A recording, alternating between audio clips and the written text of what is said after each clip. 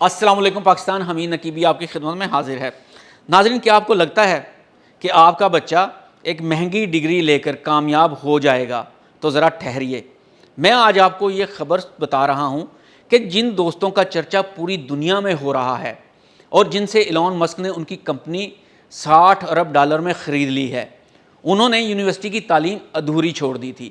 یہ بہت بڑی خبر ہے کہ وہ لوگ آج جو پوری دنیا میں کمپیوٹر سائنسز کی وجہ سے مشہور ہیں، وہ یونیورسٹی سے تعلیم ادھوری چھوڑ چکے تھے۔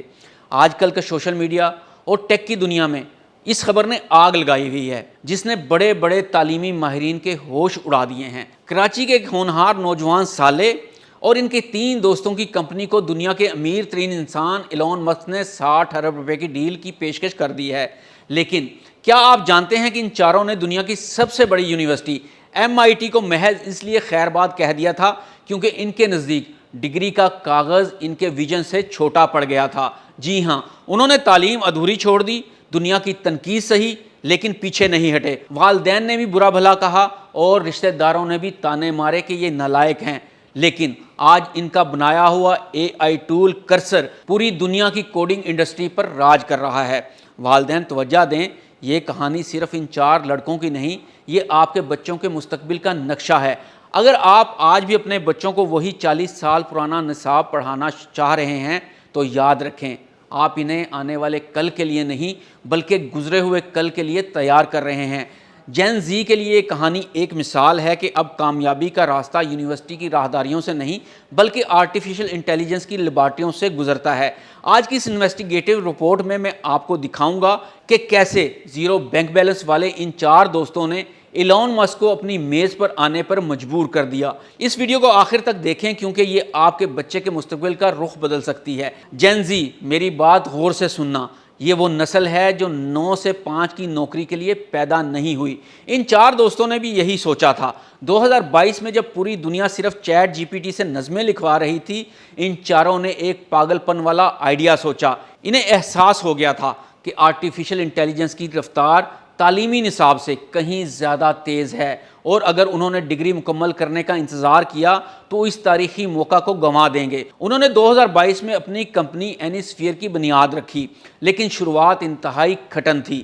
ان کے پاس نہ تو اپنا دفتر تھا اور نہ ہی بڑے سرورز خریدنے کے لیے فنڈز تھے، یہاں تک کہ کئی بار انہیں اپنے ذاتی اخراجات پورے کرنے کے لیے بھی جدوجہد کرنا پڑتی تھی۔ سرمایہ کاری کا مرحلہ تب شروع ہوا جب انہوں نے سلیکون ویلی کے مشہور ادارے وائی کمبینیٹر کو اپنے ویژن سے متاثر کیا، جس کے بعد انہیں ابتدائی سیڈ فنڈنگ ملا اور بعد میں اوپن آئی کے اسٹارٹ اپ فنڈ جیسے بڑے ناموں نے ان پر بھروسہ کرتے ہوئے کروڑوں ڈالر کی فنڈنگ فراہم کی۔